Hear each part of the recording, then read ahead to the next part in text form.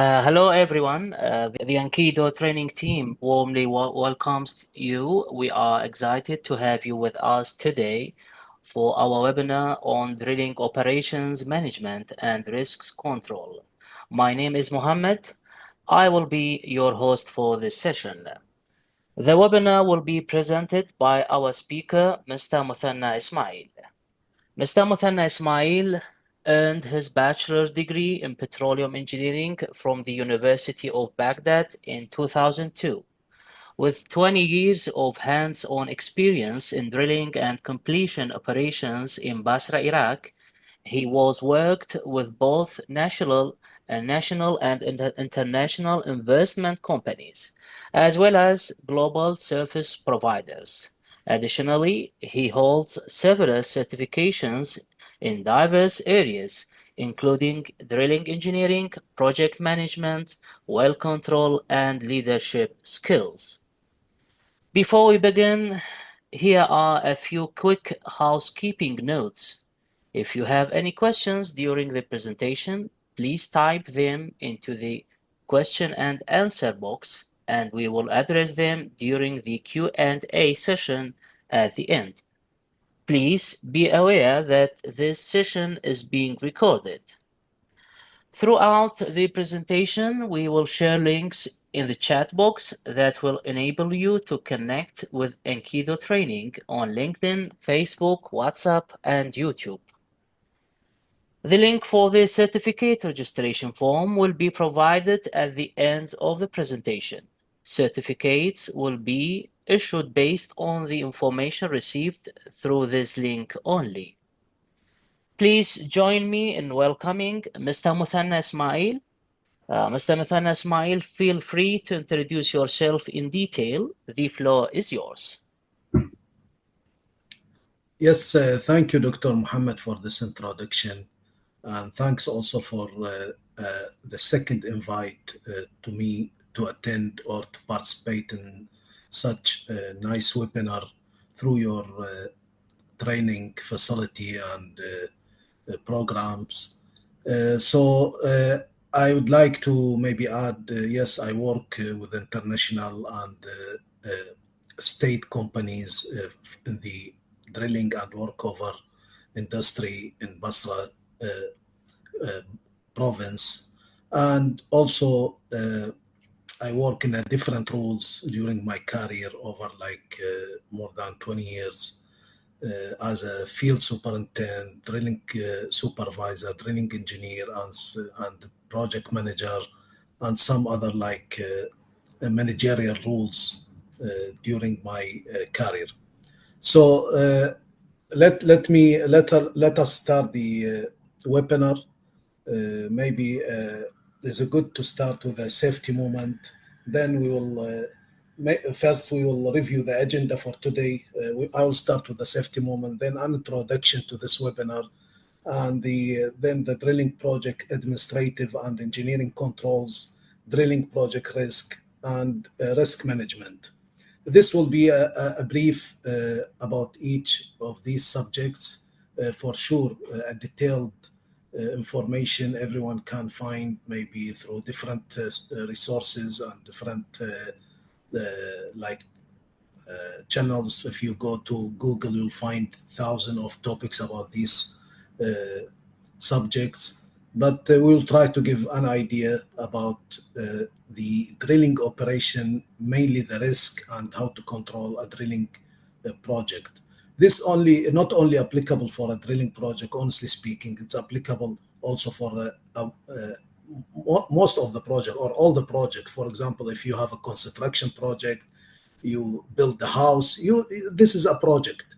And how to build your house, you need to a plan, you need to do some risk assessment. And the risk itself, the word risk, it is a very wide subject. Some risks are predictable, some risks are unpredictable. So let me start with the safety moment.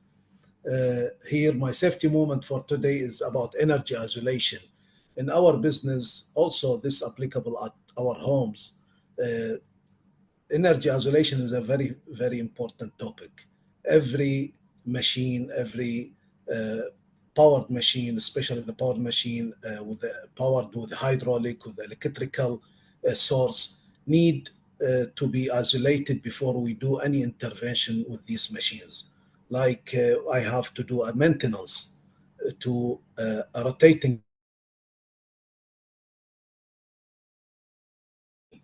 So I need to make sure source completely before we start the the intervention in that machine. Otherwise, there is a possible and very high potential of risk to work with an, a tool or machine link or connected to the power source.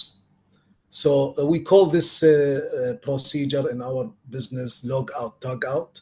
It is very important and one of the most important life saving rules in most of the oil fields and all the operators and service companies. So, with this, I will proceed to the introduction in our webinar. I want just to explain what is the three sectors in our oil field, oil and gas business. We have three sectors: upstream, midstream, and downstream.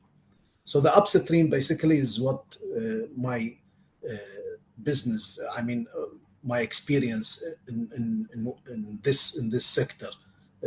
Upstream is basically like the exploration. This include the drilling and the workover and all these things to reach to the crude oil or to the hydrocarbon source. This is upstream. The downstream or the midstream is cover the storage, transportation of these products when we reach to the hydrocarbon, we start to produce. This is the midstream is basically is transportation and processing the oil and gas and the storages. This is the midstream. The downstream is the refers to the filtering of the raw material obtained during the upstream phase. Also, marketing include marketing also. For example, an operator he makes some marketing about his products, hydrocarbon like oil for cars, for vehicles, for trucks. This is all part of the downstream. So these are the three sectors. So today, our topic included in the upstream, which is the first part of the three, or the first sector in this oil and gas business. So, also in part of the of my introduction, I just want to explain that drilling is not an easy task, especially if we drill with deep wells, multiple hydrocarbon zones, multiple problematic zones like loss circulation. We have wellbore stability. We have hundreds of risk. So some risk, as I mentioned, we plan for it or we know it will happen. Some risk we have no idea if about these risks, and it could happen during the operation. Then we will learn about it.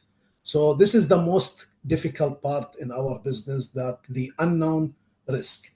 So risk management should be always linked to the well design, the available information, and the complexity of the situation.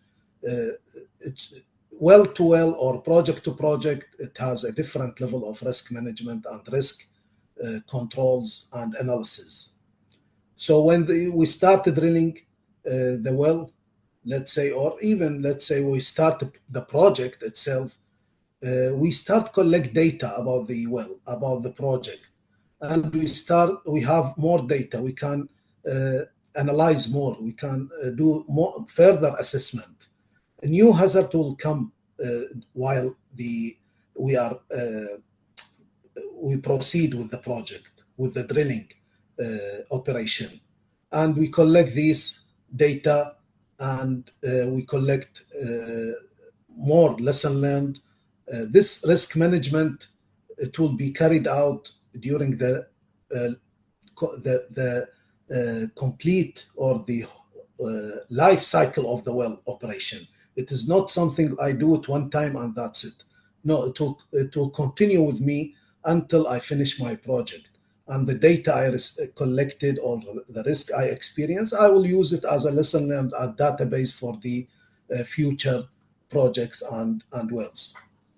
So with this, I want just to explain the difference, or the difference between the hazard and the risk. The hazard, always the people, they confuse between hazard and risk. The hazard is the source of it could generate the risk. So, for example, I am walking in in the street, and there is a very high speed car uh, passing next to me. This is a hazard. So if the car hit the person, or hit a building, or then the risk will happen. So the hazard is available everywhere in our life, not only at workplace or at the work site, and the risk as well.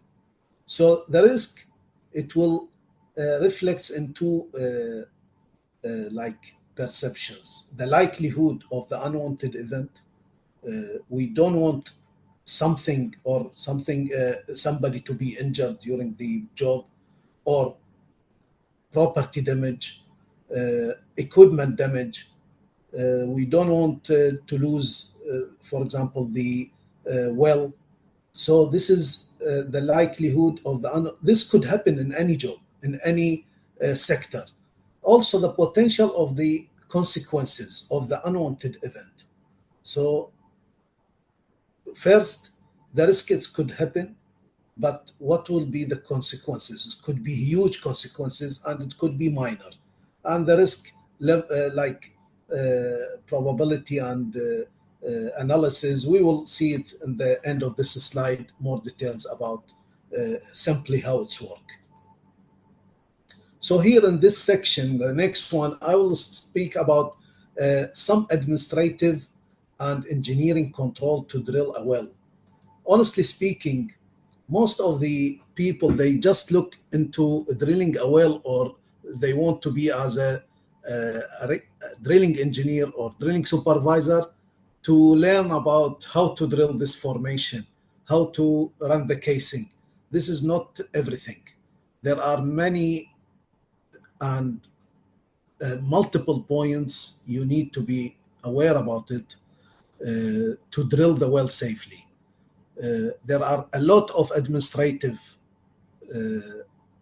processes, and a lot of steps you need to do before you drill the well.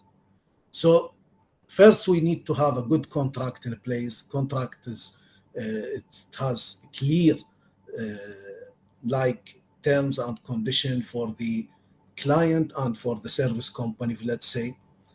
We need to have a project management plan, and if for example, if someone had this PMB training, there are set of project management plan and processes need to be followed in every project for a proper planning. We cannot, for a huge project and millions of dollars, we cannot come bring the rig and just drill with a poor planning. So this need a very solid planning in place and ahead of the time and in a good way. So safety system. Do we have a good safety system before I start the project? I have a safety system. What I mean in safety system: permit to work system, like toolbox talk system, job safety assessment system, stop cards. Need to be ready and printed and distributed. The team need to be aware about it. Project team available or not. I need a project manager. I need a drilling engineer. I need to know my resources, what I need as a project team, and the other resources. Then to construct a well pad, this is another project itself. By itself, it's another project. Construct a well pad, the well pad specs, the soil I use, the concrete type, for this well path construction. Then to mobilize the rig, also another project. See, it is for you, it is one project, drilling project, but if you go deeper, it is multiple projects. So moving a drilling rig, maybe from outside country, from you bring a rig from 1,000 kilometers, 1,000 miles by sea freight, could be from China or could be from some other countries. And this is a lot of efforts and the steps you need to follow. Tangibles, do you have a proper tangibles? The casing, tangibles, we mean casing, wellhead, and some accessories, drilling tools to drill these type of wells identified in the contract. And then the full risk assessment and response plan. Every risk I identify, I need a response plan. It's not only I say, yes, I have losses in this formation. This is risk. I need to put a response plan. I need to put a mitigation plan, let's say. So these things, look, the most important stage,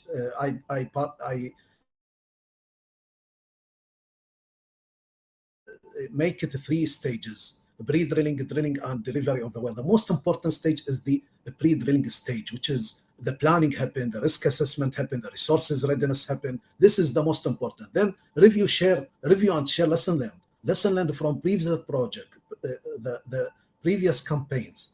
We need to look to the offset well data. We need to look into all the risk we experienced previously, or some other areas they experienced previously. Initiate the well plan design according to the client statement or client requirement. Then drilling work on paper. You sit together as a team. We discuss the well, how to drill it on paper, maybe 1 month before to spot the well. All these need really a good planning and coordination in the between the team, not only by the service company, also the client. Is a teamwork. The different parties they are involved in this. Then we need to also obtain necessary permits and authorization to move the rig as per the laws and legislation. Every country has permits, different setup of permits and authorization to move a rig and to drill in that area. Maybe that area is farms there. Maybe it has a community. It is not like a desert and empty area, and you can drill whenever or wherever the geologist asks me to drill. I need some permits and I need some alignment with the with someone. Develop emergency response plan. We call it ERP. Well control for well control incident, equipment damage, incidents, injuries. This could happen in any project. These events. Develop medical emergency plan. Medical emergency plan, MER, we call it. Develop project bridging documents. This is very important for well control and for HSC. This to identify the way how to deal with these events. When something happen, you will not confuse what you need to do. You have the plan and the way forward identified in these documents. You just need to follow, and before the project starts, you need to educate the team about these documents and the content of these documents. Now, the well construction stage, we need to do a pre-spud meeting and apply the company safety system. We talk about it, conduct and document rig operations, safety drills. Safety drills, we need to do safety drills every day, or almost, or at least like every second day, to always to make sure the rig crew has the knowledge and the experience how to deal with the unwanted events like H2S release. If I don't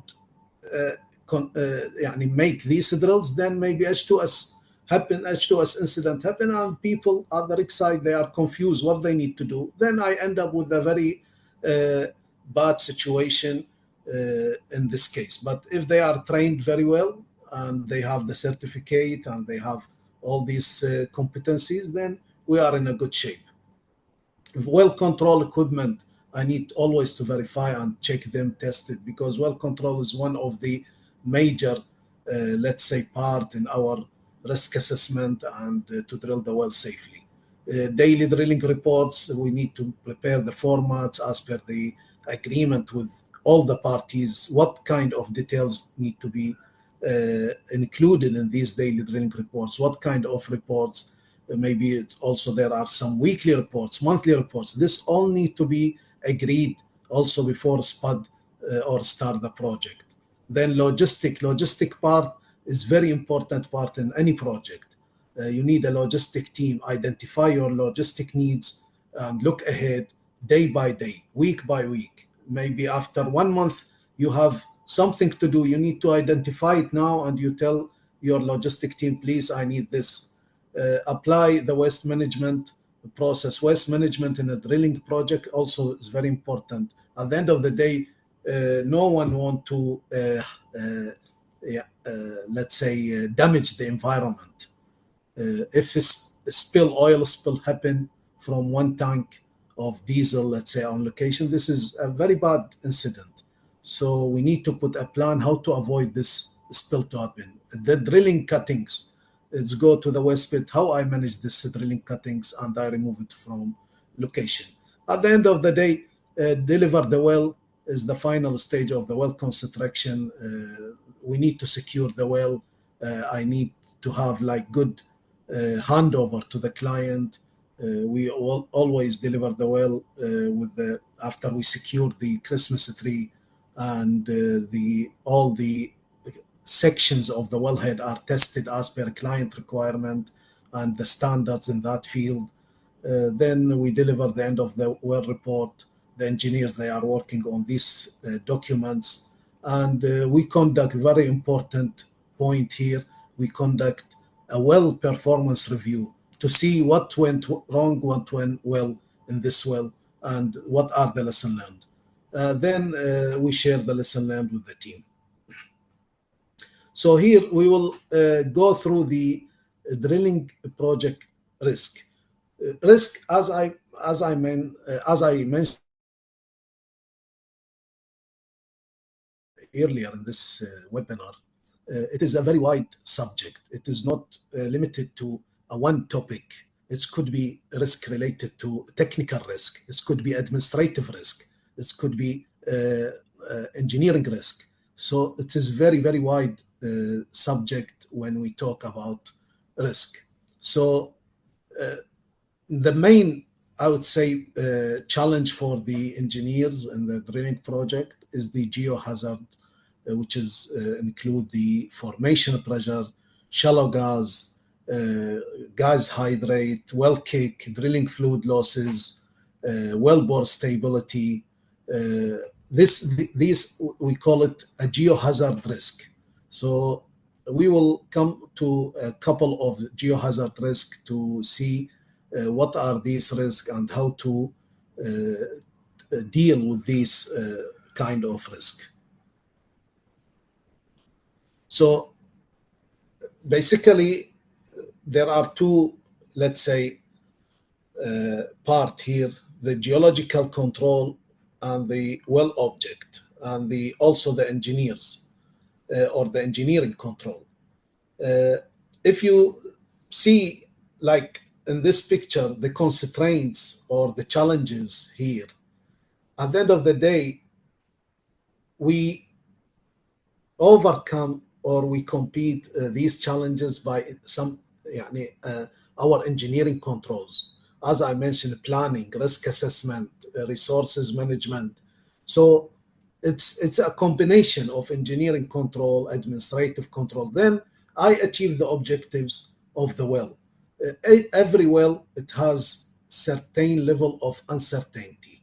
For example, exploration well, it has more uncertainty like than the development well. Development well is the same well we drill almost every well in the field. For example, same well design, same risk, most likely I will experience. But the exploration well, where almost I don't have data there, very limited data, so the risk is high. This kind of wells, for example, need a very high experience team need very good tools. The integrity of the tools, the equipment of the rig need to be verified very, very well by experts, by some international standards. So the main three categories of drilling geological hazards, I would say abnormal pressure, where the if we don't use the proper mud weight, the proper practices, drilling practices, then this abnormal pressure could change to a well control event. A well control event also it has different levels. The well controls could be uh, just a well kick, which is still I need to control it in a proper way, in a proper timing. Otherwise, it will be a blowout. And when it's happened, the blowout, this is the worst case of the well control, and it will definitely it will cost the company, both the operator and service company, millions of dollars. This could be millions of dollars sometimes if the blowout happen. Mud losses and wellbore stability. So these are the main three categories for drilling geological. Sometimes mud losses we can call it also subnormal pressure. If the subnormal pressure we experience such formation, then mud losses it will happen. So the abnormal pressure basically is the in the reservoir pore fluid pressure that is not similar to normal salt water gradient pressure. The term is usually associated with the higher than normal pressure, increased complexity for the well designer, and an increased risk of well control. So the fresh water is 0.433 psi per foot. This is the gradient of the fresh water. Anything above this, it will be considered as abnormal pressure. Usually, the pressure gradient in excess of 4.465. This is the seawater. Anything above 0.465, it will be considered as abnormal pressure. It will be, let's say, salty water or something like this. It will be considered as abnormal pressure. So the abnormal pressure, as I mentioned, could lead to well control events or well bore stabilities issues, and the proper mud weight to be used for well balance. It's very important to use the proper mud weight, the proper filling of the annulus, filling the well bore. There are some good practices need to be followed when we pull out of hole. This all part of the risk assessment and mitigation. Okay, what is the risk here? It is well controlled. How I mitigate the risk? By using the proper mud weight, by using the proper trip in, trip out practices, keep the wellbore full of mud all the time, and so on. Mud losses, it is another risk. This will happen when the mud loss is basically the uncontrolled flow of drilling mud into a formation. Why this could happen? This could happen in most of the cases because of the formation by itself, by nature. It is very soft formation.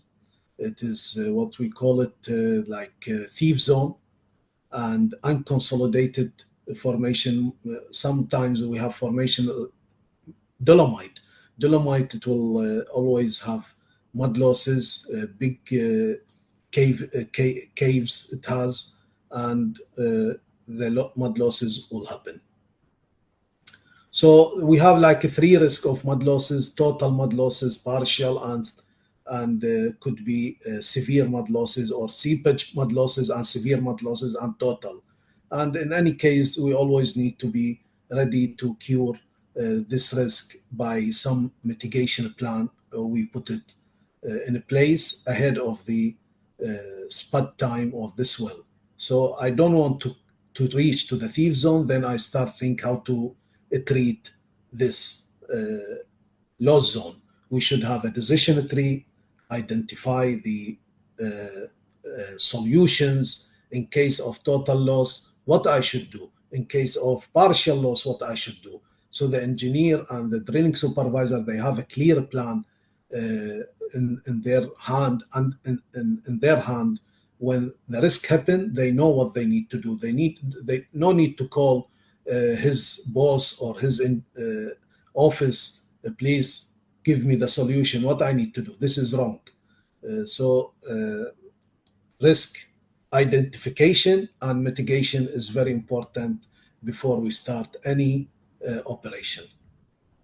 So this is the like pictures showing like either natural fractures formation, or sometimes by bad drilling practices we induced the fractures. We use a very excessive mud weight. Then this hydrostatic column will fracture or will induce the losses in that soft formation, or the formation is highly permeable. So sometimes the risk is not there, but we induce the risk.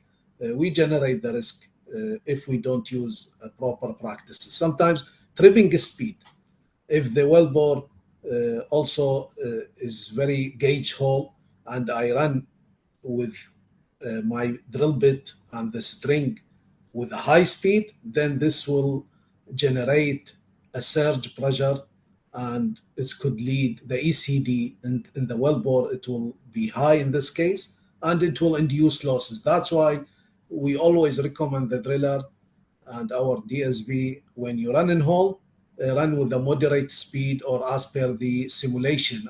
Engineers, they have software, and they can say, okay, with this section or this interval, you need to run in hole with this speed. Otherwise, we will have a risk of losses.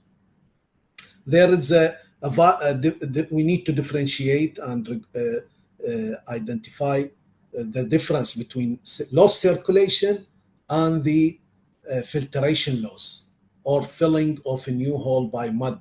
Because when we drill deeper, I need more mud. So the mud engineer, he know this reduction in his bid volume, it came from drilling a new hole, not from loss circulation.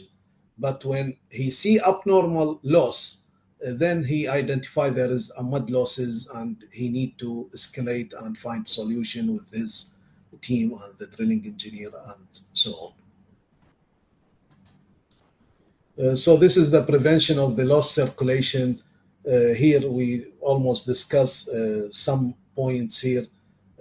We need to maintain the proper mud weight, not very excessive, not very low. If we go lower mud weight, we may get a kick. If we go very aggressive mud weight or very high mud weight, then we will induce losses. Minimizing annular friction pressure loss. We discussed in my previous webinar about the pressure loss elements in the system, in the circulation system.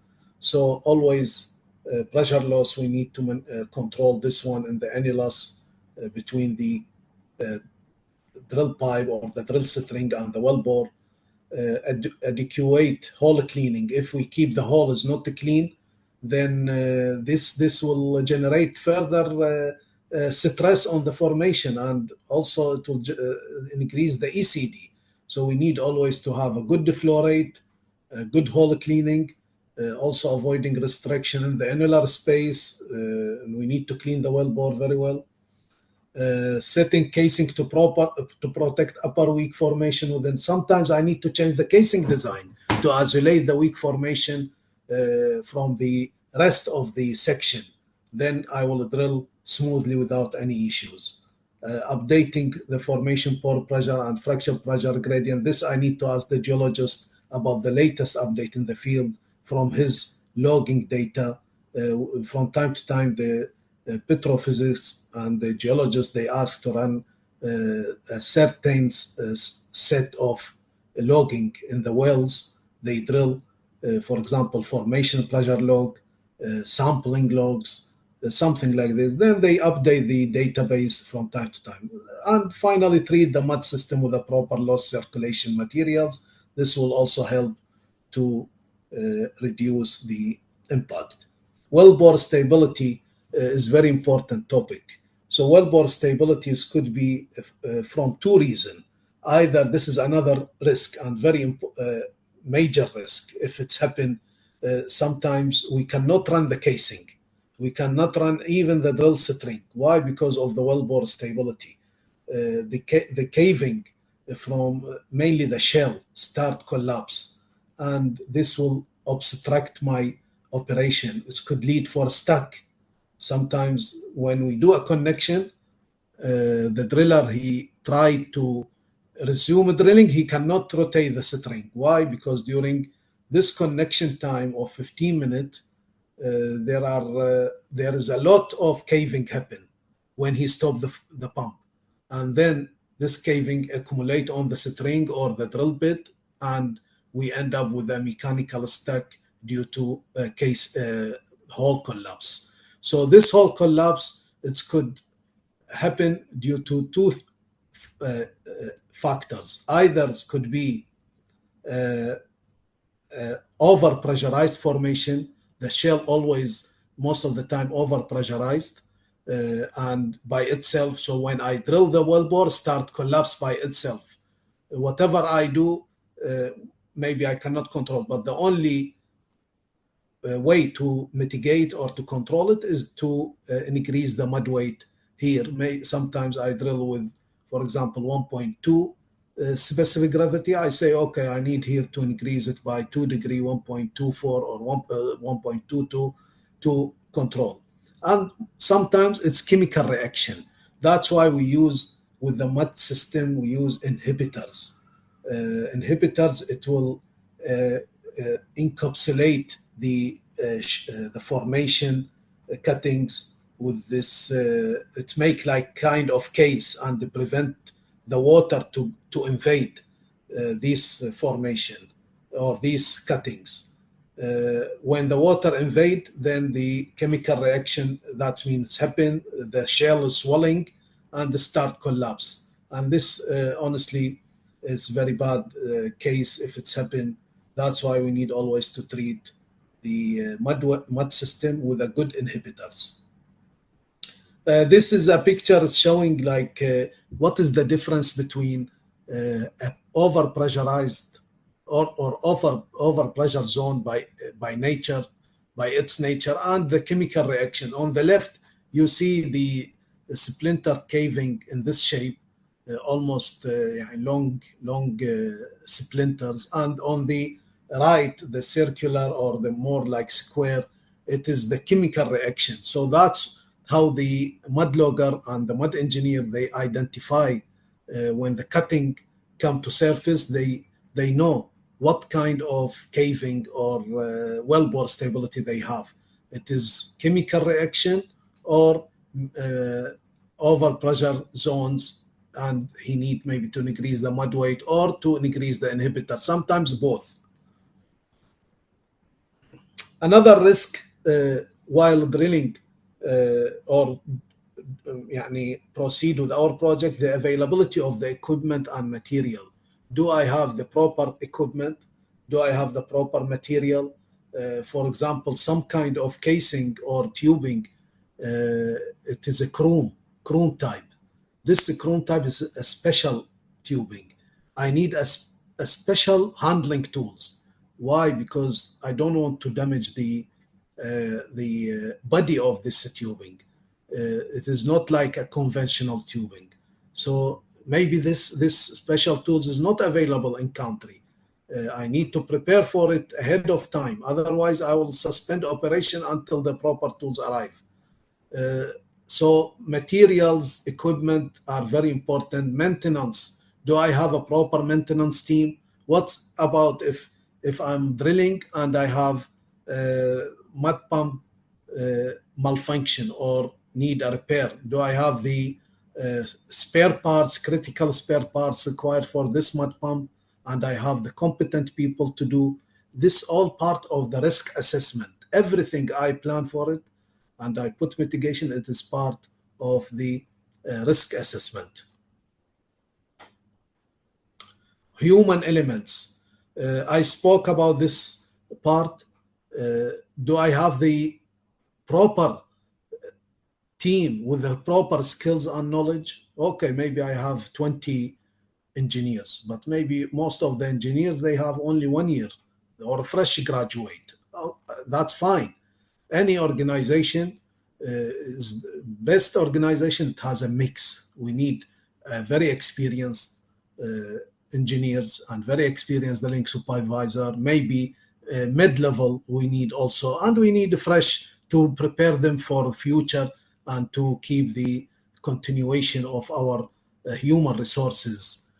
Any organization, good organization, they also care about the fresh graduate and the fresh or let's say fresh engineers or less experienced engineers or DSVs to prepare them for the future assignments. So this all part of the risk. Do I have a proper logistic team? Do I have a proper project manager? And those guys also, maybe I have a guy with a 20 years experience, but his certificate for well control is expired, and I need him as soon as possible to go to location. But I cannot send him as per requirement, for example, or standard of the field. I cannot send him to the location without this certificate. So I need to plan ahead of time about the competencies, certificates with the team. All these things need to be planned properly. Another risk is the local conditions and regulations. For example, as I mentioned, I'm in which area I will work. I will work in a community area or a farms area or in a desert area, empty area. The weather. Do I have high winds? When it will happen the high winds? Sometimes the weather is quiet. Sometimes it's very high winds. We need to evaluate this risk, and I prepare the proper plans. Sometimes we stop operation. If the high winds, we instruct our guys when the high winds happen after 10 seconds, 10 meter per second, the high speed, the wind speed, you need to stop. And this is a very common event in our operation. The hurricane, the floods, all these things depend on where you are working. You need to evaluate the surroundings and the place where you work. And again, the waste management regulation is very important to where I will dispose the waste. Maybe you don't have a waste disposal area near or next to your project, so you need to plan ahead for a smooth waste management process. Organizational elements. In your organization, there are, for example, different nationalities. I work with organizations that has different cultures, nationalities. You need to take care about this, very important. So how to treat everyone, how to work with everyone. There are some like kind of education, and every operator or service company or every field, they give some induction and education about the multinational environment, safety commitment, perception and enforcement. Do I have the proper safety tools to comply with the requirement? Time and cost constraint. That, for example, my client, he asked me to finish the project within 2 years. This is a risk. So I put the plan how to finish in 2 years. For example, I assign 3 rigs to finish in 2 years. If I see in the midway of the project, I cannot complete the project or deliver the project in 2 years, in this case, maybe I'll suggest to bring another rig, additional rig. It will be 4 rigs. So these are, I mean, the risk and consideration are very, very wide subject.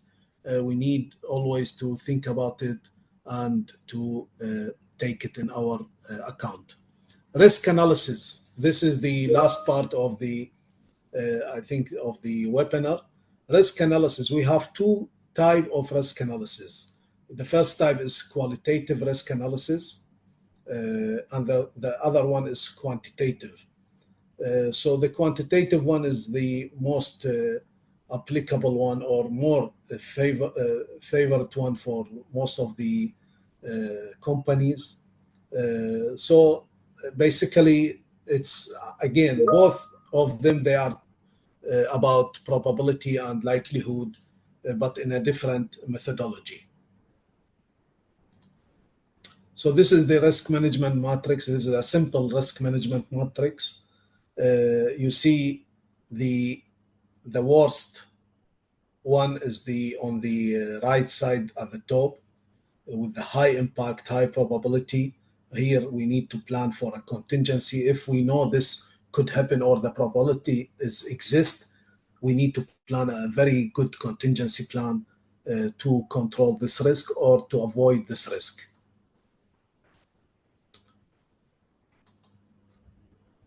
And by the way, the risk is, I would say, it is an equation of probability and multiplied by the impact.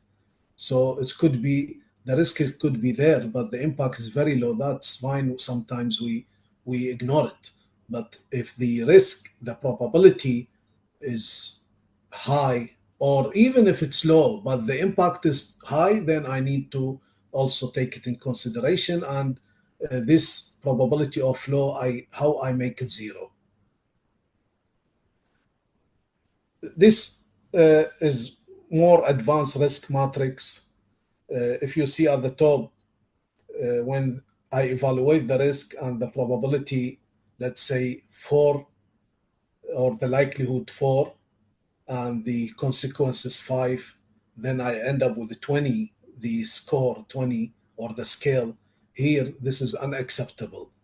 So I need to stop activity, or if even if I didn't start the activity, I need to have the contingency plan and mitigation, solid mitigation plan, how to avoid this risk. So, as I mentioned, it is probability and impact. And last but not the least, strategic choices for how to identify the risk. So the risk, or how to deal with the risk, there are, like, let's say, 4 strategies. Either to avoid, which is high probability and large consequences, or to reduce all the risk. I need to reduce all the risk. Transfer share, the low probability and large consequence. How to transfer? By, for example, you bring a third party. He take the job on behalf of you, and you transfer all the risk to a third party.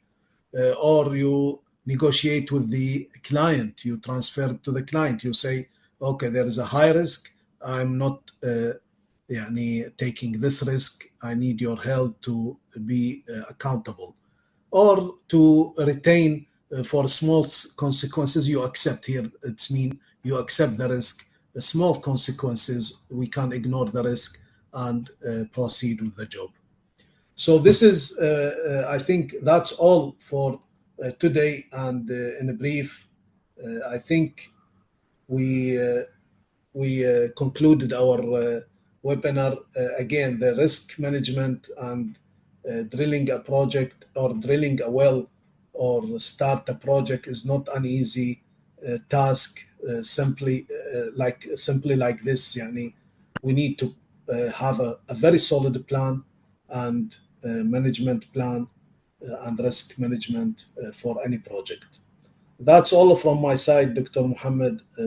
If there are any questions or any comments. Okay, Mr. Muthanna. Uh, thank you for your presentation on drilling operations management and risks control, and joining Ankido Training's webinar series once again. Mr. Muthanna, please let's go to the chat box to see the questions and answer them uh, by the session Q&A.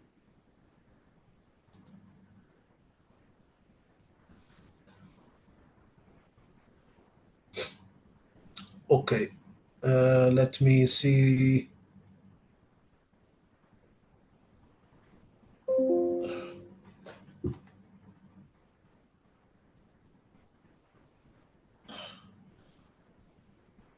Yeah.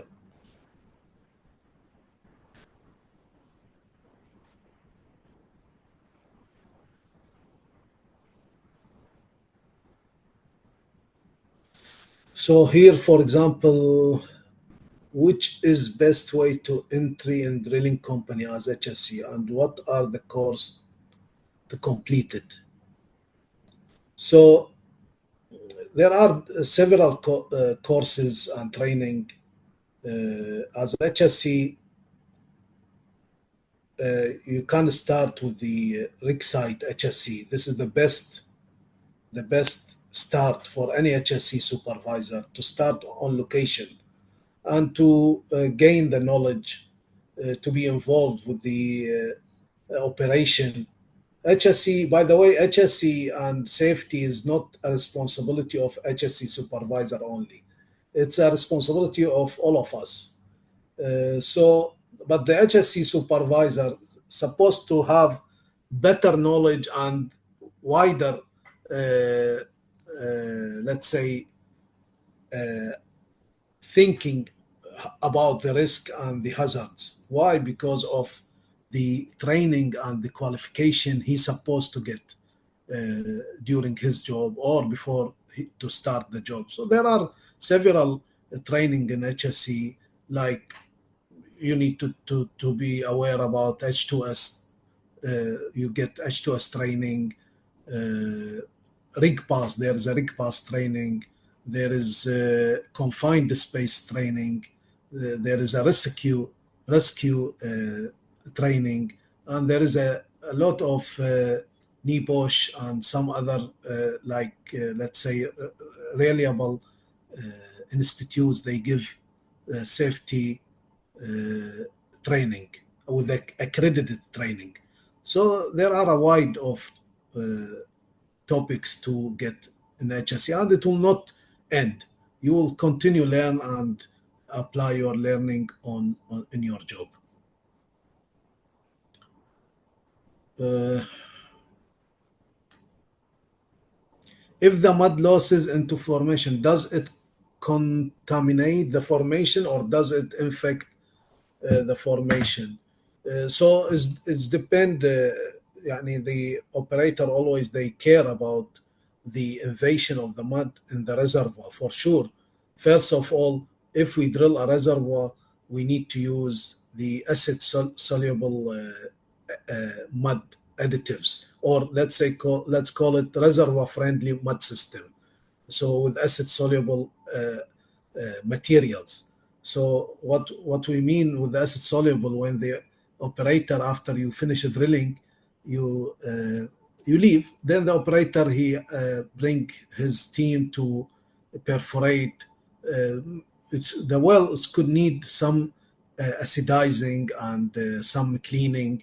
So these particles and materials by acid, it will be disappear, or it will be clean.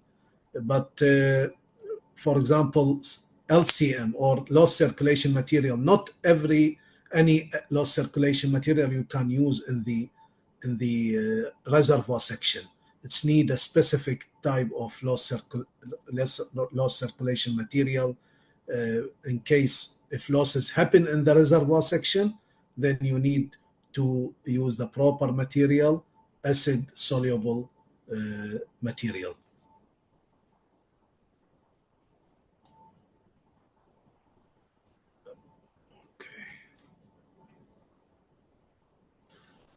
Uh,